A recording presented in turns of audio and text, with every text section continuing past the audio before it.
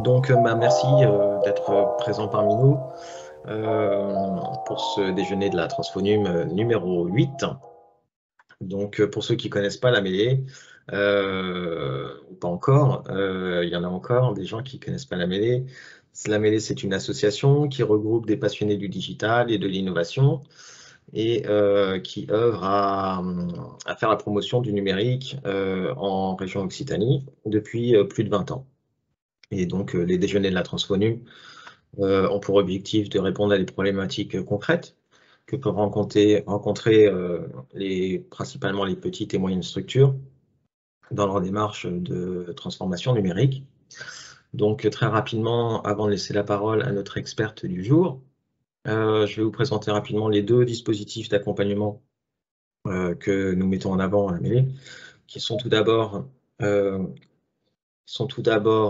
tous en ligne maintenant, qui est un programme, en bref, c'est un programme d'accompagnement sous forme de coaching qui est destiné aux dirigeants de petites entreprises et qui souhaitent franchir la première étape dans leur numérisation. C'est un dispositif qui est à 100% financé par France Relance. Et par ailleurs, nous avons un autre dispositif qui est plus connu, celui-là, l'opération transformation numérique et cybersécurité, qui est un accompagnement par un expert et qui consiste là encore à vous aider à aider les TPE, PME ou petites structures, type association aussi, à engager leur transformation numérique de leurs activités. C'est un dispositif qui est cofinancé à 50% par la région Occitanie. Voilà, alors au menu du jour, nous avons notre experte Estelle Bouche qui est avec nous et qui nous a concocté une présentation sur l'intérêt d'utiliser un logiciel ERP, donc Enterprise Resource Planning, ou en français, un logiciel de gestion intégré. Donc, comment booster sa gestion commerciale en utilisant un ERP? Estelle Bouche, je te laisse nous l'expliquer. À toi la Oui, parole. donc bonjour à tous et merci de votre présence à ce webinaire. Donc nous allons effectivement aborder la thématique donc de la gestion commerciale avec un ERP et donc des avantages que cela peut vous amener, que vous soyez effectivement une petite, une moyenne entreprise ou un grand compte. Donc un ERP, effectivement, on va dire que c'est le mot un peu savant pour dire finalement un logiciel de production ou effectivement un progiciel. Donc en fait, c'est un système intégré qui permet effectivement de gérer multiples périmètres de votre entreprise, les achats, les ventes, les stocks, la traçabilité, et des modules encore, on va dire, supplémentaires et à des niveaux supérieurs. Et donc aujourd'hui, nous allons faire un focus sur le focus vente, donc ou la gestion qu'on appelle la gestion commerciale. Donc ce webinaire se veut sur un format plutôt court. Donc là, l'idée, c'est de faire une petite présentation des avantages sur les 10 minutes, un quart d'heure, et ensuite de pouvoir échanger au travers du chat sur toutes les questions que vous pouvez avoir. Très bien. Donc pour ma part, donc j'accompagne effectivement des entreprises du secteur agro, donc que ça soit des artisans ou des structures un peu plus grosses, sur la mise en place de ce type de produits pour gagner en productivité. Donc de l'administratif à l'atelier, donc avec un accompagnement plutôt global, avec une première partie d'analyse, on va y venir ensuite, de la formation, de l'assistance au paramétrage et jusqu'à la mise en service de votre produit ERP. Donc pour entrer dans le vif du sujet, donc en fait, on va aller sur le flux des ventes donc via l'ERP. Donc tout d'abord, l'ERP va vous permettre de gérer en fait le triptyque qui va être vos clients, vos conditions commerciales et vos articles de vente. Donc déjà, c'est la première, on va dire que c'est la première brique à avoir pour pouvoir mettre en place un ERP. Donc l'avantage, c'est que ça va vous permettre de gérer ce triptyque et ces trois bases de données. Ça va vous permettre de gérer la segmentation de votre clientèle. Donc, vous pouvez avoir des clients épicerie, des clients grande surface, des clients hôtels, restauration hors domicile. Donc, ça va vous permettre de vraiment segmenter vos clients et ça va également vous permettre de gérer différentes variantes tarifaires. Donc, vous pouvez avoir effectivement un tarif qui se veut général et vous pouvez également avoir des tarifs qui se veulent spéciaux. Donc, on va dire des tarifs à façon en fonction de vos différentes typologies et segments de clients. Donc ça, un ERP est tout à fait capable de le faire, ce qui vous permet quand même de gérer de multiples tarifs. Vous pourriez aussi, comme le font certains clients, aller sur un tarif spécial par client. Donc, on passe sur la phase de commande. Donc, l'avantage d'un ERP, c'est que ça va vous permettre de consolider en fait les différents canaux de vente. Donc, vous avez assez classiquement la vente, voilà, la saisie de commande classique avec des informations qui peuvent vous arriver par téléphone, par mail, par SMS, par différents biais.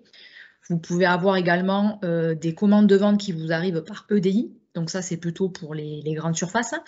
Donc, par l'envoi de messages dématérialisés qui permet en fait d'incrémenter dans le RP un nombre important de commandes. Et vous pouvez également avoir des sites internet qui peuvent venir s'interfacer effectivement avec l'ERP de manière à venir mettre toutes ces informations de vente et de commande dans un même outil qui est la gestion commerciale de l'ERP et de consolider finalement toutes vos commandes au même endroit. Le fait d'avoir un ERP également, ça va vous permettre d'accélérer le traitement des commandes. Donc, on peut, par le biais de paramétrage, pour un client donné, venir mettre derrière ce client, quand vous allez l'appeler pour saisir la commande, ce qu'on appelle une commande type. Donc, une commande type, ce sont les articles que le client a l'habitude de commander et avec les prix de ce client-là, qui sont des prix, soit effectivement les prix du catalogue ou le prix effectivement spécial que vous avez accordé à ce client. Donc, ce qui fait que quand vous êtes en saisie de commande, et j'ai envie de dire même si vous êtes novice en tant qu'assistante de vente, quand vous faites appel à votre client, vous avez déjà ces informations-là qui remontent. Donc la commande, les articles du client et les prix qui vont avec. Donc il reste effectivement à saisir voilà, les quantités quand vous êtes en saisie manuelle de commande. Mais le travail est déjà en grande partie, on va dire, avancé par la génération de ces commandes avec ces prix.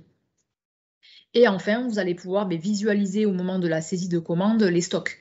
Ce qui va vous permettre en fait, potentiellement de dire à votre client que vous n'avez effectivement pas cet article-là en stock momentanément, mais potentiellement lui proposer également un article de remplacement ou lui donner de la visibilité sur la future commande qui va pouvoir passer sur cet article-là. Donc la partie commande peut être assez poussée, surtout si vous êtes avec de multiples canaux de vente et donc vous avez de multiples biais aujourd'hui de capter les commandes de vos clients.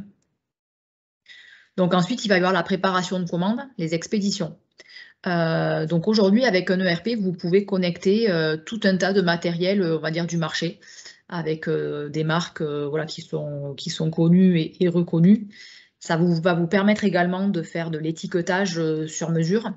Donc ça veut dire qu'en fonction des commandes que vous allez avoir et des clients pour lesquels elles sont destinées, vous pouvez avoir des étiquettes sur mesure avec un prix au kilo, une étiquette avec un certain logo pour tel client. Donc ça, c'est des informations qui redescendent en fait en fonction des commandes que vous avez prises et que vous avez saisies. Ça va permettre également de mettre à jour les stocks. Au fur et à mesure que vous allez préparer les commandes, les stocks vont se décrémenter finalement des produits que vous allez expédier. Ça va permettre également de gérer la traçabilité aval. Donc ça veut dire que les produits sont gérés en stock et ont des informations de traçabilité avec un lot. Donc ça, c'est quelque chose qui va suivre également dans le flux commercial. Et enfin, vous allez pouvoir avoir des éditions automatiques des bons de livraison des commandes que vous avez préparées. Et ça peut également aller jusqu'à l'édition du bordereau de chargement. Donc, ce n'est pas une obligation, mais si effectivement vous avez derrière des tournées d'organiser, on peut aller jusqu'à sortir un bordereau de chargement avec la livraison dans l'ordre dans lequel vous voulez servir et livrer vos clients. Donc la préparation de commande est quand même une étape où aujourd'hui souvent les clients nous demandent de trouver des solutions pour accélérer et pour avoir des bons de commande avec toutes les informations de traçabilité, de quantité et potentiellement de prix. Si vous voulez avoir un bon de livraison chiffré, c'est tout à fait possible avec un ERP, sans reprise manuelle derrière ou de venir faire des annotants. Une fois que vous avez livré, expédié vos clients, effectivement vient l'étape de facturation. Donc aujourd'hui, l'ERP peut calculer et éditer les factures de ce que vous avez préparé selon les modalités que vous aurez choisies. Donc ça peut être facturation immédiate, ça peut être une facturation mensuelle, ça peut être une facturation décadaire. Donc ça, c'est des choses que les ERP gèrent très bien aujourd'hui. Et bien entendu, ça peut gérer aussi les litiges si effectivement vous avez un souci de facturation et de paiement avec un client. Donc, vous pouvez avoir également une interface comptable. Donc, si vous avez déjà effectivement, alors soit ça peut être quelque chose qui est un module de l'ERP effectivement qui va gérer la partie compta, soit vous avez un module, on va dire, à part. Donc, on peut éditer le journal de vente et transférer effectivement les écritures comptables vers cette interface comptable. Et enfin, donc le pilotage. Donc effectivement, l'idée, c'est qu'une fois que vous avez consolidé toutes vos données, ça puisse être un outil de pilotage de votre structure. Donc restitution statistique, ça peut être le chiffre d'affaires, des marges, des volumes, un taux de service. Voilà, donc ça, l'idée, c'est effectivement une fois que vous avez fini votre flux, on va dire, opérationnel et financier, c'est de pouvoir consolider ces données et pouvoir les retranscrire et les utiliser.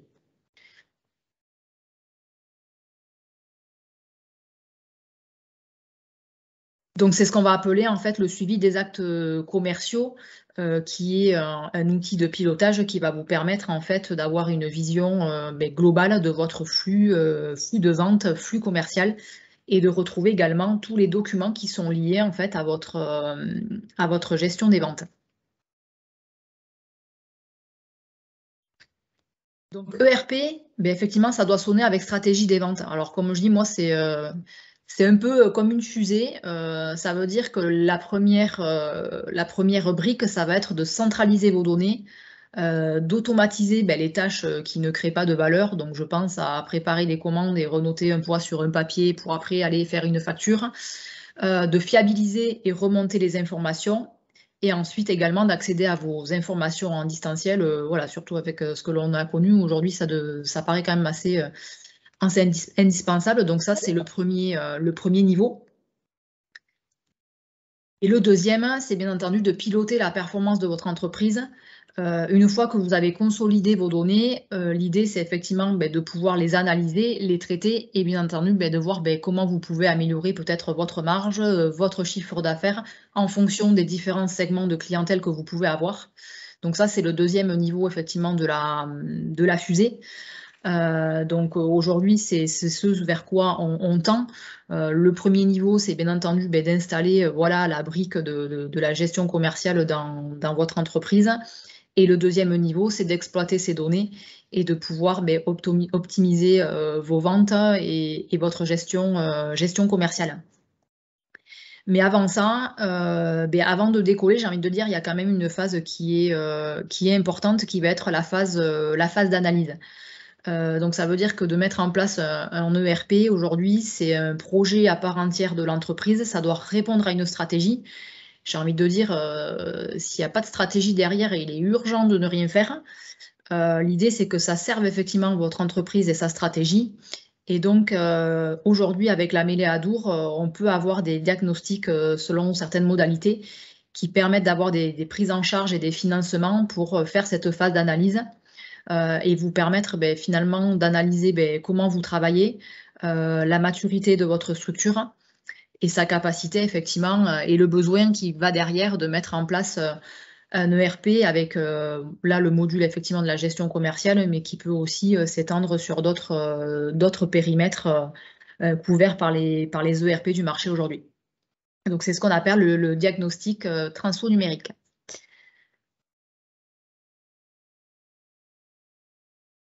Donc je vous remercie de votre attention et du coup on va passer à la phase de questions. Merci Estelle. Merci. Donc, oui, effectivement, enfin, à la mêlée, on appelle ça le Matu-Diag ou le pré-Diag sur la partie diagnostic. C'est pour évaluer en fait plus généralement, enfin on le présente un peu comme ça. Chez nous, c'est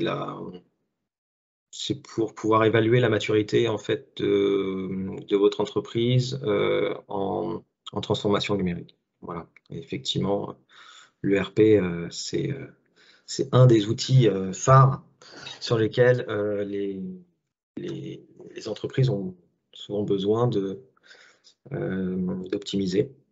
Donc voilà, merci beaucoup en tout cas pour cette présentation, c'était très clair. Est-ce qu'il y aura des questions dans l'Assemblée? Peut-être Le chat, hein. non, dans le chat, il n'y a pas de questions pour le moment. Peut-être concrètement, Estelle, est-ce que c'est difficile de mettre au point un ERP? Enfin, concrètement, quand on se décide, à faire, et c'est compliqué à la prise en main, à la prise en main, l'utilisation. Est-ce que tu Alors, connais plus? difficile, je ne sais pas si c'est trop effectivement le terme, mais disons que ça demande effectivement un travail, j'ai envie de dire, c'est un travail vraiment de partenariat. Ça veut dire qu'effectivement, il y a des formations qui se déroulent sur un périmètre donné et dans une temporalité que l'on définit avec le client. Et ensuite, c'est surtout qu'entre les formations, il faut que le client travaille. Ça veut dire que voilà, le consultant qui accompagne comme moi, effectivement, a du travail de son côté, mais le client a aussi sa part du travail à faire. Donc, effectivement, ça dépend. La réussite des projets, et notamment liée à ce facteur-là, c'est la capacité, j'ai envie de dire, du client à se dégager du temps et à consacrer du temps à la mise en place de son projet. Puisqu'en fait, il y a des temps de formation et il y a surtout des temps d'assistance au paramétrage. Donc, ça veut dire que ces temps, ils sont alloués justement à vous accompagner et à lever les problématiques ou les paramétrages que vous n'arriveriez pas à faire tout seul. Donc, ça veut dire que l'idéal, c'est que le client, par lui-même, expérimente un peu aussi ce que peut faire l'outil, même si dans la formation, voilà, on est plus ou moins directif parce qu'on sait déjà ce vers quoi on veut aller et on veut l'amener. En revanche, les temps d'assistance paramétrage sont plus efficaces quand le client a déjà un peu travaillé son sujet et que là, il a déjà une liste de questions ou de problématiques qu'il a soulevées parce que par lui-même, effectivement, il a commencé à regarder un peu comment il voulait travailler et qu'il a des questions, qu'il y a des choses qu'il n'arrive pas à faire. Et donc là, effectivement, l'accompagnement prend tout son sens. Voilà. Oui, d'autant que Cette côté, j'imagine en plus que le temps, entre guillemets, perdu au début à la prise en main permet après de gagner un temps considérable par la suite, j'imagine. Alors, pratiquer, j'ai tendance à dire pratiquer, c'est la clé, mais c'est exactement ça, hein. ouais. Enfin, comme toutes les formations, si on fait que de la formation, mais qu'on passe jamais à la pratique, finalement, on retient pas. On retient pas Alors, aussi. alors, il y a deux questions pour l'instant. Alors, la question de Mathieu et de François aussi. Quel budget faut-il prévoir pour installer un ERP dans son entreprise de moins de 20 personnes? Alors, le budget, il va être alloué au nombre de modules que vous voulez déployer et au temps qu'on va y passer. Donc j'ai envie de dire, c'est difficile de répondre comme ça précisément, puisqu'en fait, nous, ce qu'on estime, c'est voilà, les périmètres que l'on va déployer. Et par exemple, voilà, module gestion commerciale, ça peut être peut-être voilà, 2 jours. Donc ce qu'il faut, c'est vraiment qu'on analyse de manière précise quel est le besoin du client, et en fonction de ça, on met un nombre de jours en fonction des fonctions dont il a besoin. On peut avoir aujourd'hui des formations courtes, comme des formations beaucoup plus longues en fonction de finalement du client et de la taille du client, c'est quand même un peu lié aussi. Donc pour les TPE, on est quand même plutôt sur des formats formations courtes, un peu directives pour effectivement rentrer dans un budget pas trop élevé. Voilà. Alors après, je ne réponds pas précisément à la question, mais c'est vrai que sans connaître exactement ce que fait le client et le périmètre, c'est difficile à Et ça dire. dépend du secteur, j'imagine aussi, et l'organisation interne de l'entreprise. Justement, d'ailleurs, le dispositif Opération Transfonum et cybersécurité de la région permet justement un cofinancement là-dessus, sur l'accompagnement. En l'occurrence, il s'agit de 2 jours d'accompagnement maximum, mais quand même avec une prise en charge notable, importante, puisque c'est dans un plafond de 1 200 € de prise en charge. Donc, c'est déjà conséquent. Alors, une autre question, comment choisir son ERP? Parce qu'il en existe tellement. Alors, j'ai tendance à dire déjà, il faut prendre des spécialistes du métier. Donc, ça veut dire que voilà, pour chaque secteur d'activité, que vous soyez dans la métallurgie, dans le bois, dans l'agroalimentaire, il y a des expertises métiers dans les ERP aussi. On peut, parce que je fais également de la formation sur des ERP gratuits. Alors, c'est dans le cadre étudiant, donc effectivement, on peut faire des choses, mais ça ne répondra pas, pour ma part, de manière fine à votre besoin. Vous allez peut-être au début avoir des fonctionnalités effectivement qui répondent à votre besoin, et très rapidement, vous allez vous retrouver bloqué ou à payer effectivement des fonctions supplémentaires pour aller vraiment jusqu'au bout de votre besoin. Donc, j'ai plutôt tendance à dire déjà expertise métier reconnue, que ça soit par le produit ou par les gens qui vous accompagnent. Donc, autrement dit, si je prends mon exemple, voilà, moi, je fais le choix effectivement aujourd'hui d'accompagner que des structures qui tournent autour de l'agroalimentaire parce que c'est mon expertise métier depuis 15 ou 16 ans, et qu'en fonction de la manière dont vous travaillez, je vais vous dire, voilà, l'outil peut faire tout ça, mais moi, pour vous, c'est ça qu'il faut. Voilà. Et donc, je ne vais pas vous présenter un panel de 20 solutions parce que le client, ce qu'il attend, c'est qu'on lui explique ou qu'on lui dise concrètement, pour répondre à votre besoin, ce que vous avez besoin, c'est ça. Et donc, c'est aussi ce que viennent chercher les clients au travers de consultants indépendants comme moi. Donc, si je comprends bien, vaut quand même mieux privilégier les solutions ERP qui sont payantes, et puis celle qui est vraiment spécifique en fait au domaine et aux produits qu'on a besoin de mettre Oui. en vente. C'est bien Oui, ça? et aussi prendre des solutions qui sont évolutives. Ça veut dire qu'aujourd'hui, souvent, les 2 tiers des clients commencent par la brique de la gestion commerciale parce que c'est le cœur du business. Mais vous allez certainement avoir des besoins supplémentaires à l'avenir. Donc, il faut prendre des solutions qui soient capables d'évoluer en fonction de vos besoins et avec des consultants qui évoluent aussi et qui vous suivent dans le temps. Donc voilà, l'ERP, ça marche comme des briques en fait. Vous avez les briques voilà, de base, la gestion commerciale, les ventes, les stocks, la traçabilité. Et après, en fonction de vos besoins et de l'évolution de votre entreprise, il faut que l'ERP puisse accompagner cette évolution. Et donc ça, il faut en tenir compte. Oui, et puis l'avantage des ERP payants, c'est qu'en plus, on a plus de chances qu'ils perdurent dans le temps.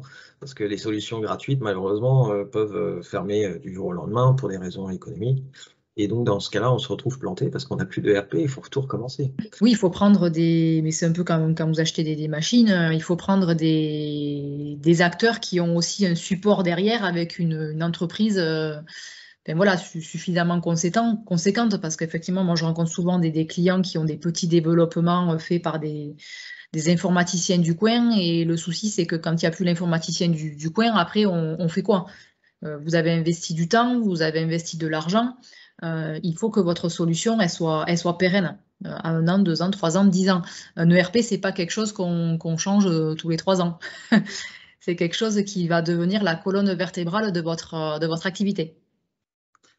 D'accord, très bien. Alors, justement, François nous pose la question, comment choisir entre SaaS ou installation classique sur site?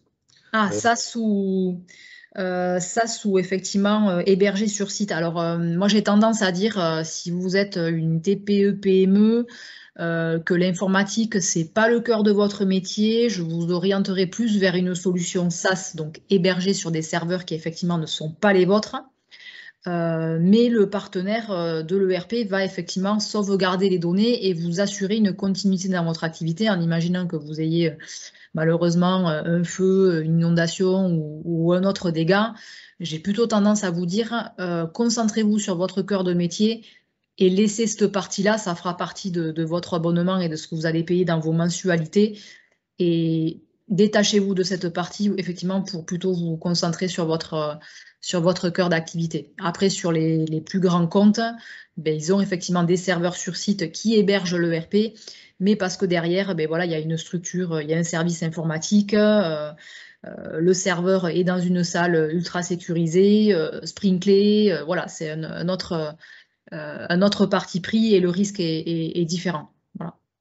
Donc, c'est simplifié, en fait, si je comprends bien, si on est en mode SaaS, c'est Mm. quand même beaucoup plus simple, en fait, pour une toute petite structure qui n'a pas forcément le personnel ou les compétences internes pour pouvoir gérer son ERP de Oui. façon facile, quoi. J'ai plutôt tendance à dire voilà, TPE, PME, plutôt hébergé et effectivement grand compte, pourquoi pas, serveur sur place, parce qu'ils assurent effectivement le suivi et l'entretien et la sécurité.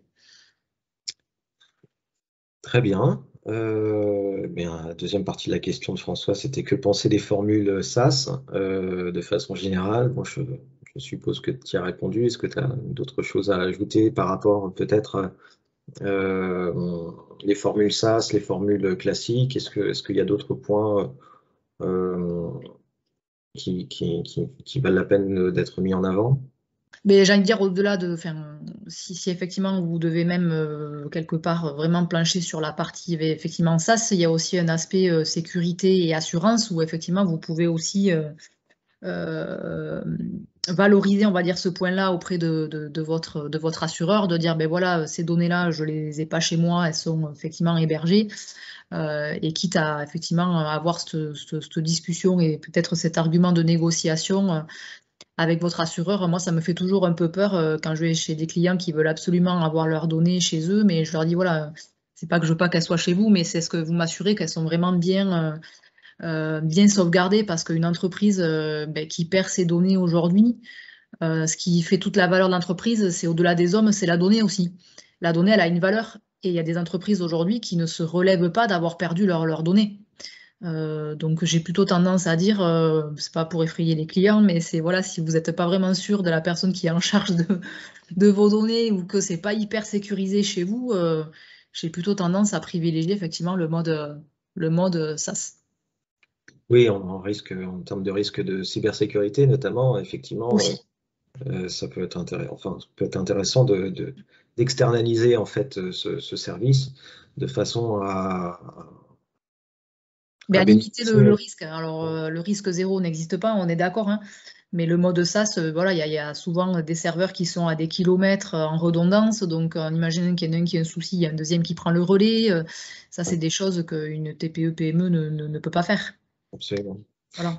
Et en termes de coût et de performance, y a-t-il une différence entre les, entre les ERP qui soient en mode SaaS ou en mode classique? Alors, en termes de, enfin, si on doit faire vraiment un parallèle entre le fait qu'il soit SaaS hébergé ou et par rapport à la performance, non, il n'y a aucune différence que vous soyez effectivement avec un ERP qui soit hébergé chez vous ou hébergé chez l'hébergeur du partenaire ERP. En termes de performance, vous avez exactement la même chose. Il y a pas il y a pas de différence à ce niveau-là. D'accord. OK. Et en termes de coût, du coup? En termes de coût, ben, forcément, c'est compris le fait que les données soient hébergées en mode SaaS. Ben, effectivement, ça fait partie souvent de l'abonnement en fait. Donc, D'accord. ça fait partie au même titre que le SAV. C'est un package, si je puis dire. Oui, donc c'est probablement, enfin, je vais dire généralement plus cher en fait d'être en mode SaaS avec un hébergement sur un cloud plutôt qu'en interne.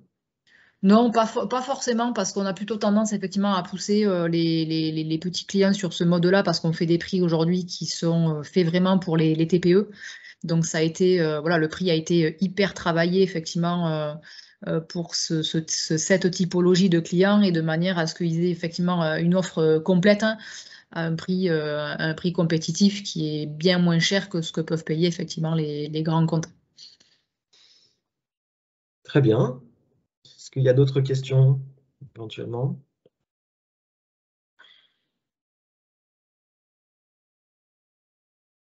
Est-ce qu'il y a d'autres choses que tu voudrais ajouter, Estelle? Ben écoutez, moi j'ai été ravie de partager voilà, pour mon premier webinaire cette expérience sur les ERP. Et si vous avez des questions qui sont vraiment propres à votre activité, bien entendu, voilà, je reste à votre disposition pour échanger sur vos problématiques à vous. Euh, oui, d'accord. On demande un mot sur ton entreprise.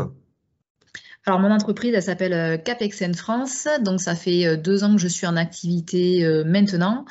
Donc, je suis consultante formatrice. Donc, j'accompagne des projets d'investissement des entreprises et artisans de l'agroalimentaire. Donc, soit des projets effectivement de déploiement de RP, comme j'ai pu vous parler ce matin, soit des projets de process. Donc, tout ce qui touche à l'achat de matériel de production et à la construction de bâtiments. Donc, si je prends des exemples, actuellement, c'est projet de création d'une plateforme de stockage logistique avec des activités de transformation, de congélation, décongélation, ou projet d'ensachage de petits gâteaux, ou projet de salle de transformation à la ferme. Enfin, c'est très, très varié. Et c'est ce qui fait la richesse de mon quotidien et de mon métier aujourd'hui pour accompagner au mieux les chefs d'entreprise agroalimentaires dans leurs projets d'investissement. Super. Merci Estelle. Est-ce que je pourrais transmettre ton email? Du coup, je le vois sur la présentation à nos participants avec le replay. Oui, bien sûr. Super. Bah, écoutez, n'hésitez pas si vous avez des questions supplémentaires ou souhaitez un accompagnement, n'hésitez pas à revenir vers, le mail transfonum@lamele.com ou de contacter directement Estelle Bouch ici présente à travers son email que vous voyez sur l'écran. Merci beaucoup Estelle et bravo pour ton premier webinaire. Merci. Le prochain déjeuner de la Transfonum numéro 9 sera le 8 novembre à midi, toujours à midi. C'est Claire Morel qui nous expliquera comment allier le référencement SEO et le storytelling pour acquérir de la visibilité et conquérir votre audience. Merci beaucoup, bonne fin de journée et c'est l'heure du déjeuner, profitez-en. Au revoir. Merci. Merci. Au revoir. Au revoir.